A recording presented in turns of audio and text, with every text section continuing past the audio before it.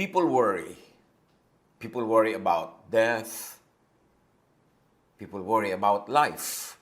Talaga lang mahilig mag-worry ang mga tao. Don't worry about the details of life. Don't worry about the length of life. And don't worry about death. Yan ang napakaiksing pamagat ng ating pag-aaral ngayon. Ecclesiastes 5:18-20. I have seen what is best for people here on earth. They should eat and drink and enjoy their work, because the life God has given them on earth is short. So si Solomon, sa kahinaba-haba ng kanyang napakatalinong buhay, ay may mga naipong mga karunungan na iniwan sa atin sa Book of Ecclesiastes, among others. Kasi sinabi niya, ang pinakamabuting gawin ng tao, na habang nabubuhay sila sa balat ng lupa, ay kumain, uminom, at ma-enjoy nila ang kanilang ginagawa. Dahil maiksi lang naman ang buhay na ipinahiram sa atin ng Diyos dito sa balat ng lupa. Sayang ang panahon, ang buhay, pag inubos sa nega. Because what could be lacking in quantity, kahit hindi ganun kahaba ang buhay sa gusto ng marami, we can compensate in quality. Dapat hindi lang quantity time, kundi quality time ang buhay. So ang sabi ni Solomon, enjoy food and drink, which really means enjoy simple, basic, affordable, attainable pleasures. Pag sinabing food and drink, pwede yung literal, pero pwede mo rin basahin metaphorically na yung mga kaya mo, afford mo, mga simpleng bagay na nakaka-enjoy din naman, huwag mong kakaligtaang enjoyin. Ecclesiastes 2:24, a person can do nothing better than to eat and drink and find satisfaction in their own toil. So kumain, uminom, at magkaroon ng kasiyahan sa pamamagitan ng mga sariling ginagawa sa buhay. Hindi yung ginagawa ng iba. Hindi yung ipinagmamalaki mo achievement ng iba. Hindi umaasa ka sa food and drink ng iba. Yung sarili mong mga pinagsisikapan, yun daw ang dapat mong enjoyin. At sabi niya, this too is from the hand of God. Yung ma-enjoy mo yung ginagawa mo, dahil maraming tao nagtatrabaho pero hindi nila na-enjoy ang kanilang ginagawa. So para hindi mo bantayan ang buhay, hindi mo antayin o iwasan o katakutan ng kamatayan, maging busy ka sa pag-enjoy ng buhay. Yung mga simpleng affordable, enjoyin. Kung hindi mo kaya yung mga mamahaling enjoyment. At enjoyin mo ang trabaho mo. Bakit? Kasi kailangan naman natin magtrabaho lagi. Maraming tao kailangan lagi maghugas ng plato, maglaba, mamalansya, maglinis, maghugas ng kotse, o kaya ay magtrabaho sa mga pabrika, sa mga opisina. Laging nagtatrabaho ang tao. Well, most people anyway. Pero pag hindi mo ina-enjoy yung trabaho mo, di ba sayang ang oras? Sayang ang buhay na hindi ka pala nag-e-enjoy. Dahil kailangan din naman magtrabaho, so kailangan enjoyin ang trabaho. Ecclesiastes 3:12-13, I know that there's nothing better for people than to be happy and do good while they live. So dinagdagan ni Solomon ng perspective yung dapat ginagawa sa buhay to do good. That each of them may eat and drink and find satisfaction in all their toil. This is the gift of God, which really means a balanced life. That we work, we enjoy what we do, and we enjoy the fruits of what we do. Ecclesiastes 8:15, so I commend the enjoyment of life, because there is nothing better for a person under the sun than to eat and drink and be glad. Then, joy will accompany them in their toil all the days of the life God has given them under the sun. Mahalaga, nagtatrabaho, nai-enjoy ang bunga ng trabaho, at nai-enjoy din habang nagtatrabaho, nai-enjoy ang trabaho. How to not worry about the details of life and even of death? Sabi nga, enjoy work. Your work. Colossians 3:23, whatever you do, work at it with all your heart, as working for the Lord, not for human masters. Isa daw yan ang sikreto ng kasiyahan sa buhay, na dahil nasisiyahan ka, hindi mo na tuloy nababantayan ng oras, hindi ka naiinip, hindi ka rin naman nasosobrahang bilis sa buhay, hindi ka natatakot, hindi ka nagkakuran ng oras na mag-isip ng mga kamatayan at mga kinakatatakutan ng tao, kasi ay preoccupied ka with enjoyment and happiness. At para daw mangyari yon, ano man ang ginagawa mo, ituring mong ginagawa mo yan para sa Diyos, ituring mo na yan ay pagluwalhati sa Diyos, ituring mong it's an act of worship, enjoyin mo siya, ma-enjoy ka rin ng mga gumagamit ng iyong mga produkto or services, at ma-enjoy ka rin ng mga katrabaho mo, then ang buhay hindi magkakaroon ng puwang para sa mga pamomroblemang nagpapabigat lang ng loob. So work not only for income, to please and glorify God. That's what you should do. Work to please and glorify God by working and living as you were designed. How can you do what you do as if you're doing it for the Lord? Only when you are doing your work according to your giftedness, according to your talent, according to your God-given nature. Kung paano ka dinesign ng Diyos, pag yun ang ginagawa mong trabaho, nag-e-enjoy ka, para ka lang naglalaro at hindi ka parang nagtatrabaho. Ngayon, kung nagtatrabaho ka, tapos para ka naglalaro, tapos kumikita ka pa, di lang napakasarap na buhay. Ano man ang ranggo mo, ano man yung trabaho mo. Ang enjoyment sa trabaho, hindi kung ano ang trabaho, kung ano ang ranggo, anong posisyon. No, ang enjoyment is kung bagay ba yung trabaho mo sa gift sa'yo ng Diyos, sa talent sa ibinigay niya, sa skills, sa personality ibinigay sa'yo. So work to enjoy the fruits of work and to enjoy the work in and by itself. Yun ba parang kahit hindi ka sweldohan, feeling panalo ka? Kasi yung paggawa mo mismo ng trabaho mo, ine-enjoy mo na. Tapos sinweldohan ka pa, di double benefit. Pero kung, halimbawa, sinusweldohan ka, tumutubo ka, kumikita ka, pero hindi ka naman nag-enjoy sa ginagawa mo. Di ang na-enjoy mo lang yung bunga ng trabaho, pero yung trabaho itself, hindi mo na-enjoy. Lugi sa buhay. Kasi lumalampas, dumadaan ang oras na hindi ka nag-enjoy. Proverbs 12:24, diligent hands will rule, but laziness ends in forced labor. At alam natin yan, na para tayo mag-enjoy, we need a certain level of freedom. Freedom from the control of others, although hindi naman pwedeng completely free tayo from that kasi may interaction sa society. But you need a certain level of independence, of autonomy, of freedom to enjoy.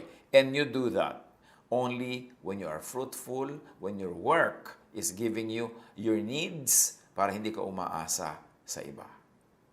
Laziness would come from being in the wrong workplace or from doing the wrong work.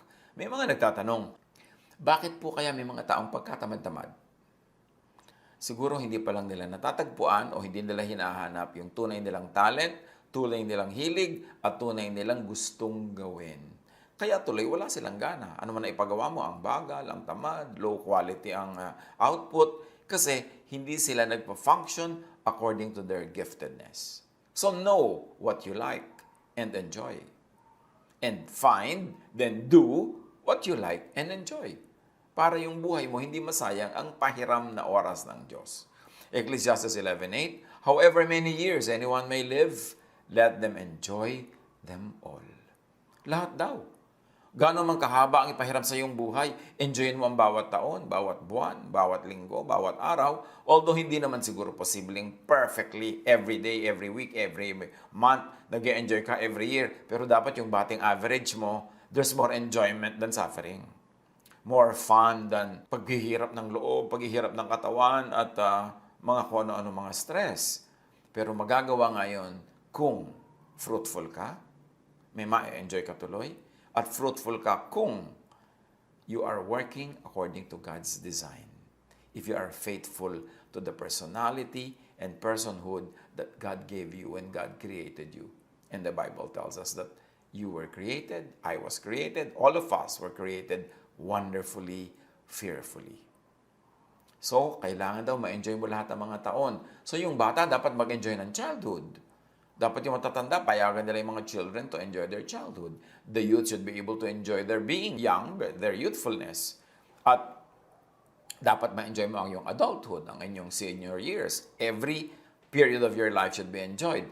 But that can happen only when you are economically self-reliant or independent or when you're economically fruitful. Kaya kailangan nagtatrabaho at sa trabaho mabunga, at para maging mabunga, according to your giftedness and talent, dapat yun ang ginagawa mo. Hindi lang yun napagkakakitaan, tapos naghihirap naman ng loob mo, hindi mo na ibibigay ang yung best. How to know you are in the wrong place? You are doing the wrong work? There is no joy. Doon mo naman malalaman na nasa maling lugar ka, hindi masaya. Ang mga hindi worried about their life or death ay busy kasi sa kasiyahan. At yan ang sinasabi ng Ecclesiastes 5:20. They seldom reflect on the days of their life because God keeps them occupied with gladness of heart.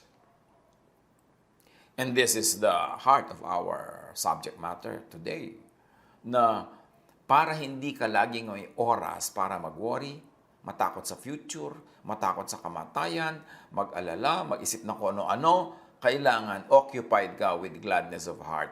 And that is the gift of God to people who are fruitful, who find their true vocation, who find their true nature and their true talents. Now, pag kayo na-employ nila, ang kanilang trabaho mabunga, na-enjoy nila ang bunga, at napupuno ng kaligayahan most of the time ang kanilang buhay.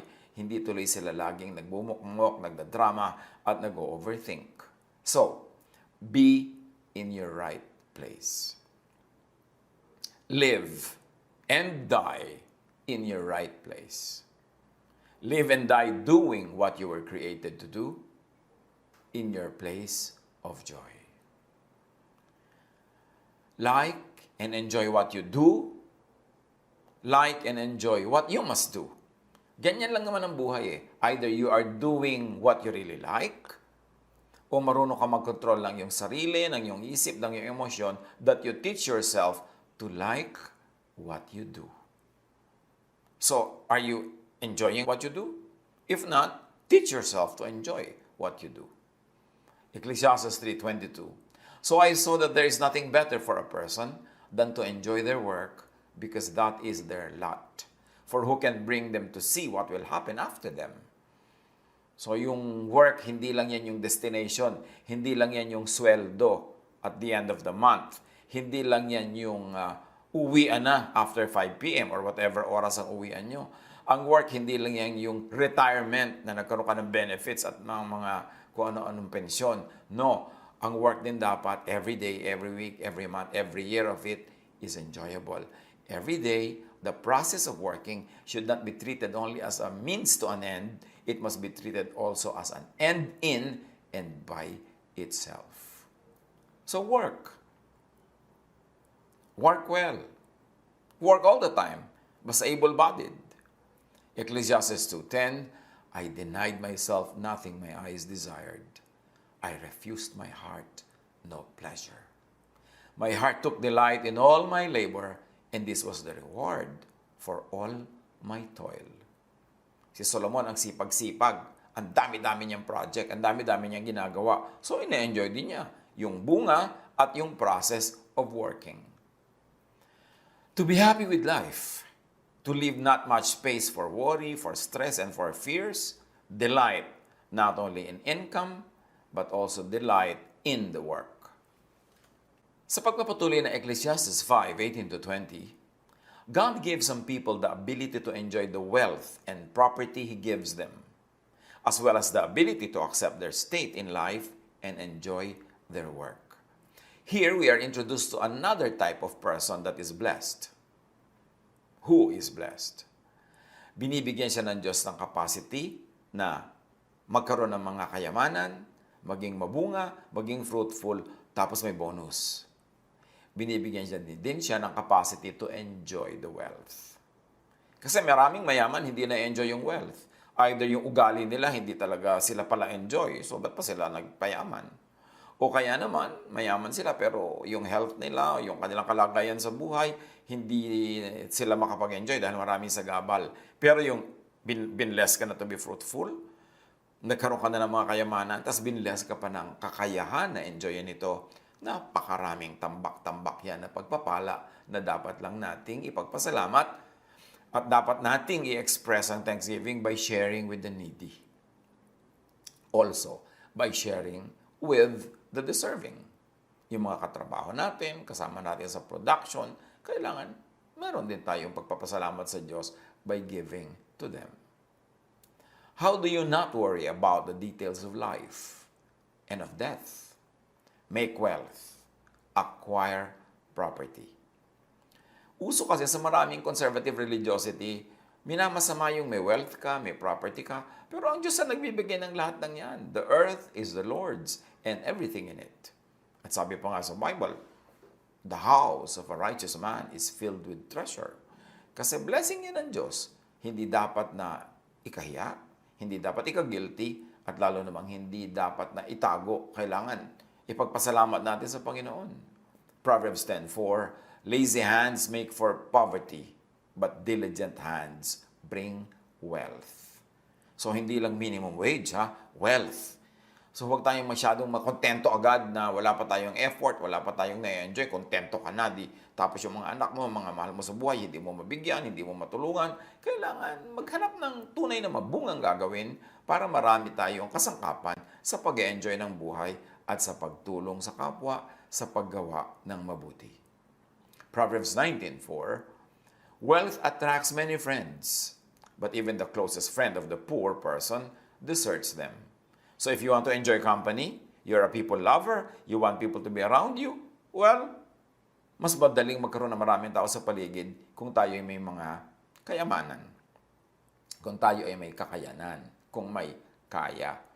Kasi sino naman talaga ang gugustuhin sumama sa'yo lagi kung kailangan ka laging ilibre, kailangan ka laging ipagamot, kailangan ka laging pakainin, damitan, kailangan ka laging tustusan, siguro nanay mo lang at tatay magtsatsaga ng ganun. Kumisa nga kahit asawa hindi nagtsatsaga that much Kaya ang mahalaga nga sa buhay is to be productive, to be fruitful, para mas madali sa mga tao na makitungo sa atin.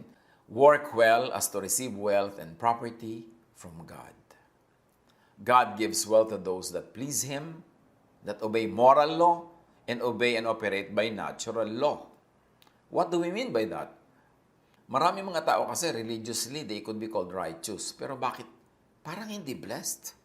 Hindi blessed materially, hindi blessed emotionally, hindi blessed socially, pero very righteous by the standards of religion. Kasi maraming religious laws or marami tayong tinuturing na religious righteousness, imbento ng tao, dinevelop ng religion, pero hindi laging guaranteed na galing sa Diyos. Pero ang natural law, because God is the author of nature, nakakatiyak tayo na galing yan sa Diyos. So halimbawa, may taong hindi naman relihiyoso, pero ang unlad-unlad ng negosyo. Tapos merong tao relihiyoso, wala, nalulugi, nagsasara ang negosyo.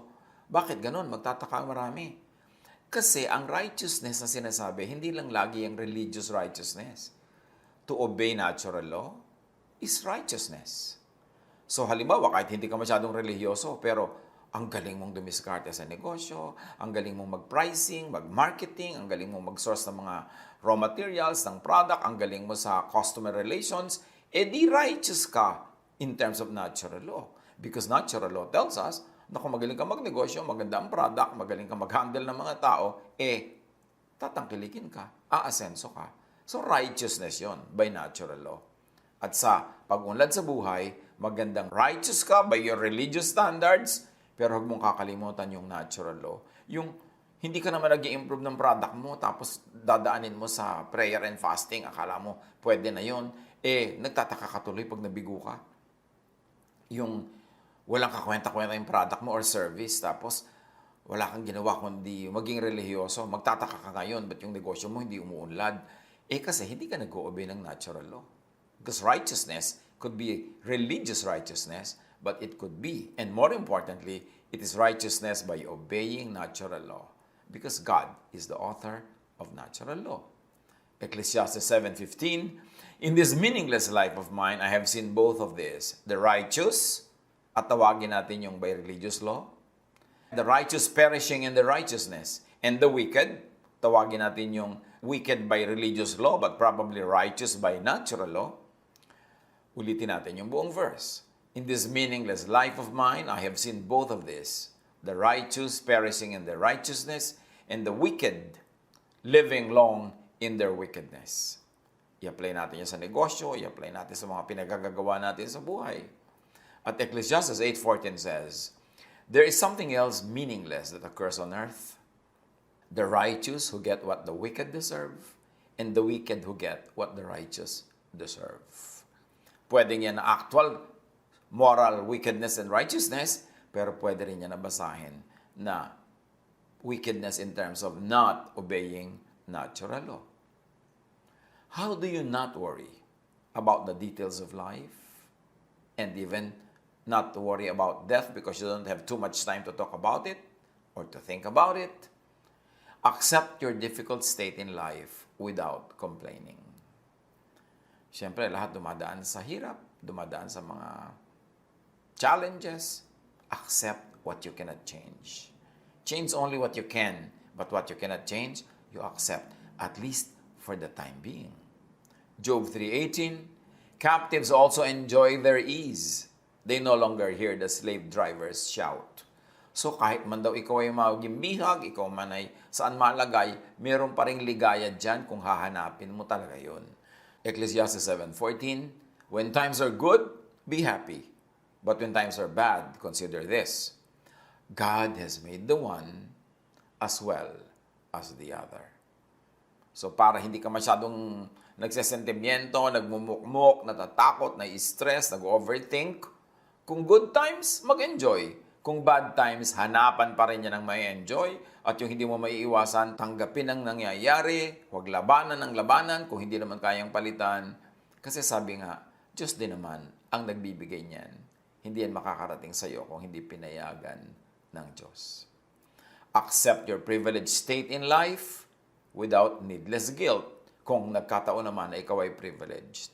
Accept your difficulty and hardship kung doon ka naman napa-assign today. Hindi naman laging ganyan ang assignment. Naiiba-iba naman yan sa paglakad ng panahon. Ecclesiastes 5:20, yung daw mga taong blessed, they do not worry about how short life is because God keeps them busy with what they love to do. Paulit-ulit yung tema that you do something but you love it and therefore you are happy, wala ka masyadong time for drama. Be and keep busy doing what you love to do. Pagtatanong ko minsan yung iba, paano yan yung trabaho ko po, hindi ako enjoy. Gumawa ka ng paraan na makawala sa trabaho na yan, maghanap ka ng ibang trabaho, mag-imbento ka, o mag-self-employed ka, o kung talagang hindi mo maiwasan yan, at least for the time being, turuan mo ang sarili mong tanggapin yan, enjoyin yan, at maging masaya ka. Kasi blessing yan ng Diyos. Kung hindi masyadong malinaw na blessing, ikaw ang magpalinaw at gawin mo sa sarili mo yan na blessing. Kailangan busy ka doing what you love to do. Kaya mahalaga nga, sa pag-aaral pa lang, pinipili mo na yung career na patungo doon sa talagang gusto mong gawin. Hindi patungo doon sa madaling ma-employ, madaling magkatrabaho, yung malaking sweldo, tapos hindi ka naman masaya. Kailangan nandun ka sa masaya ka. Why? Kasi pag masaya ka, magiging productive ka. At pag productive ka, pagkakaperahan mo rin yan. Yung ginagawa mong trabaho na sa tingin ng mga matatanda. Kung minsan, pag gusto mo mag-aral ng ganito at ganun, tanong nila, ano magiging trabaho mo? Paano ako susweldo? Kasi siyempre, hindi naman laging malawak ang exposure nila sa lahat ng mga bagay-bagay. Pero pansinin ninyo sa mga kakilala nyo, mga kaibigan, mga kababata, kung sino nagyamanan. Madalas pa ngayon mga school dropout Madalas yung may mga street smart. No? Tapos madalas yung mga honor-honor. Well, nagkakaroon naman sila ng trabaho, nagkakaroon naman sila ng vocation, pero hindi nagiging outstandingly tipak ang kita nila. Madalas ganun, hindi naman laging ganun, meron ding exceptions. Kasi usually, yung mga dropout, yung mga mahilig mag-imbento ng gagawin, yung mga creative, yun ang nakakagawa ng talagang gusto nila. Sila ang tuloy ang nag-a-achieve at sila yung nagkakaroon ng wealth. Do not be busy watching other people's lives. Gusto mo maging miserable? Lumungkot? Mainis? Magalit? Panoorin mo ang buhay ng kapwa mo. Bantayan mo ang kanyang pag-asenso, kainggitan mo, pagchismisan ninyo. Don't do that. Pagka ganyan, magiging miserable ka. Pag miserable ka, matatakot ka sa kamatayan, maiisip mo ang buhay, kung ano-anong nervyos ang papasok sa buhay mo. Do not be busy watching other people's lives, comparing your life with other people's lives, and then don't be busy with jealousy and envy. Kakainin ka niyan, sisirain kang parang kalawang. Job 5:2, resentment kills a fool, and envy slays the simple. Pagka ikaw ay nagagalit sa magagandang kapalaran ng iba, nagagalit ka sa kanilang pag-asenso, naiinggit ka, sinisira mo ang iyong sarili. Proverbs 14:30, a heart of peace gives life to the body, but envy rots the bones. Sabi nila, isa daw sa mga pinakamahirap na sakit ng katawan ay yung sakit ng bone. Kaya siguro ito ang ginamit na example sa Bible, sa Proverbs, na pagka tahimik ang puso mo, tahimik ang buhay mo, mapayapa ka, hindi ka mainggitin, hindi ka magagalitin, hindi ka nagsiselos, yung katawan mo lulusog. Pero subukan mo daw maging inggitera, daig mo pa ang may cancer sa buto. Kasi maraming damages na ibibigay yan sa iyong emosyon, sa iyong espiritu, sa iyong katawan. James 3:16, for where you have envy and selfish ambition, there you find disorder and every evil practice. Kahit sa ang profesyon, kumisan nga kahit sa ministry pa, yung mga naiinggit sa mga mabunga, sa ministry, o sa work, sa profesyon, gumagawa yan naman kung ano-anong mga kabalbalan na nakakasira sa kanila rin, nakakasira sa kapwa, nakakasira sa kanilang pagkatao. Kasi pag may inggit, ang tao nabubulag at nakakagawa ng napakaraming mali. Do not be busy plotting against others, plotting and engineering events. Stressful, yung wala kang ginagawa kundi magplano para kung paano mo tatalunin ng kapwa, paano siya ipapahiya, paano siya mabibigo. At mahirap din yung plano ka ng plano kung paano si Maria ay magkikita sila ni Mario mamaya sa buwan ng Mayo, sa araw ng Linggo. I-engineer mo yun para mangyari, nakakapagod yun. Pero marami mga tao mahilig mag-engineer. Ini-engineer nila ang mangyayari sa mga tao sa paligid nila, ang gagawin ng mga tao. Kaya pagod na pagod sila sa pagsulat ng script, sa pagdidirect ng event, at sa pagpipilit na ang gusto nilang mangyari ay mangyari. Nilalabanan nila ang agos, nilalabanan nila ang hangin, nasisira ang kanilang kalusugan, pagkatao at espiritu. Don't be busy destroying others, the work of others, yourself. Ecclesiastes 4:4, and I saw that all toil and all achievement spring from one person's envy of another. This too is meaningless, a chasing after the wind. Napakarami daw pagpapagod, pagsusumikap, pagpapagal, dahil ang inggit sa kapwa at gustong madaig ang kapwa. Kahit na masira pa siya, kahit na iba pa ang ginagawa niya, hindi yun talagang gusto niya, pero makakumpit lang, mapanalo lang, matalo ang kapwa, kahit na pati sarili, madamage. 1 Timothy 6:4, they are conceited and understand nothing. They have an unhealthy interest in controversies and quarrels about words that result in envy, strife, malicious talk, evil suspicions. At ang particular case in point dito, mga religious people na nag-aaway-away, nagsususpecha sa isa't isa, mahilig magtalo-talo, maggulo-gulo, nakakasira sa kanilang sarili, sa kanilang ministry, at sa church. Do not be busy with idle talk. Yung ang daming oras mo, nauubos ka, text ka, i-Instagram, yung ang daming oras mo nauubos sa walang kakwenta-kwenta mga usapan, walang kalatoy-latoy na mga topic, dapat hindi ginagawa yan. Sayang ang oras, maiksi ang panahon, huwag sayangin sa idleness. Ecclesiastes 5:6, do not let your mouth lead you into sin.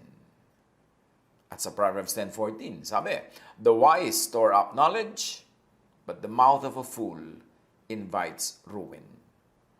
Pag foolish ka, lusang iyong tang, napakadaldal, chismoso o chismosa, sinungaling, mahilig magdala ng mga gulo, at mahilig magkalat ng mga chismis, malapit ka sa gulo. At pag malapit ka sa gulo, malayo ka sa grasya ng Diyos. Do not be busy with evil thoughts and deeds. Proverbs 15:26, the Lord detests the thoughts of the wicked. And Proverbs 4:23, above all else, guard your heart, for everything you do flows from it. How to not worry about the details of life, the length of life, how to not worry about death. Get a life. Kailangan meron kang buhay. Kaya ang ganda-ganda ng sinasabi natin sa Tagalog, mabuhay. Ibig sabihin, get a life. Have a full life. Yung madrama, makulay, masaya, maingay, masiglang buhay. Hindi yung para kang patay, buhay ka pa. And how do you do that? How do you get a life? Live your own life. Do not let people use your body for you to live their lives for them. Marami mga tao, they live under the control of others. Na hindi yung totoong buhay nila, ang pinapamuhay nila, kundi yung buhay ng iba na nagdidikta sa kanila. Ang kinakain nila, yung gustong kainin ng kapwa. Ang kanilang ginagawa, yung gustong gawin ng kapwa, na pati sila pinapagawa nun. So, anino ka ng iba? No, no, no. Live your own life. And live for what you love.